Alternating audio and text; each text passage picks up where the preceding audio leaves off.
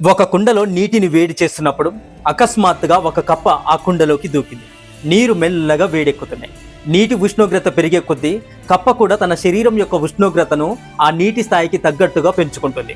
అయినప్పటికీ ఆ కప్ప కావాలనుకుంటే ఆ నీటి నుంచి బయటికి దూకవచ్చు, కానీ అది దూకడం లేదు. ఆ వేడి నీటిని భరిస్తూనే ఉంది ఆ కప్ప. ఇప్పుడు నీటి ఉష్ణోగ్రత పెరుగుతున్నప్పుడు కప్ప ఇకపై ఆ వేడి నీటిని భరించలేక బయటికి దూకాలని నిర్ణయించుకుంటుంది. కానీ అప్పుడు ఆ కప్పకి బయటికి దూకడానికి ఏ మాత్రం శక్తి సరిపోలేదు, అంటే బలం లేదు. నీరు ఎక్కువగా వేడి అవుతూ ఉండడం వల్ల కొద్దిసేపటికే ఆ కప్ప తన శక్తినంతా కోల్పోయి ఆ వేడి నీటిలో చనిపోయింది. ఇప్పుడు ప్రశ్న ఏమిటంటే కప్ప ఎలా చనిపోయింది? ఇప్పుడు మీలో చాలా మంది ఏమనుకుంటారు, వేడి నీటి కారణంగానే కప్ప చనిపోయింది అని అనుకుంటారు.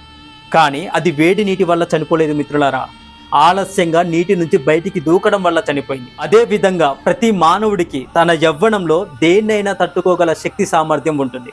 అలాగే మనలో ప్రతి ఒక్కరూ శక్తి కలిగి ఉన్నప్పటికీ భగవంతుడికి సేవ చేయడం లేదు. భగవంతుడి యొక్క నామస్మరణంని అర్థం చేసుకోలేకపోతున్నారు. అంటే సరైన సమయంలో సరైన నిర్ణయం తీసుకోవాలి అని అంటున్నా. శరీరంలో జీవన శక్తి తగ్గినప్పుడు, వృద్ధాప్యం వస్తున్నప్పుడు సాధన కానీ, భజనలు కానీ, పూజలు కానీ చేయలేము.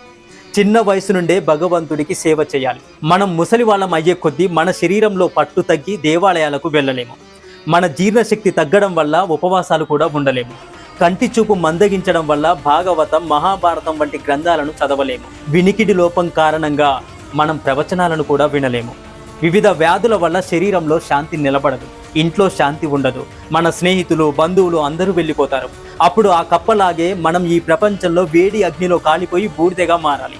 కాబట్టి అరుదైన ఈ మానవ జన్మను భగవంతుడి సేవకు వినియోగించి సార్థకం చేసుకోవాలి. ఒక్కసారి అందరూ కమెంట్ చేయండి. హరే కృష్ణ, ఓం నమః శివాయ, ఓం నమో నారాయణాయ.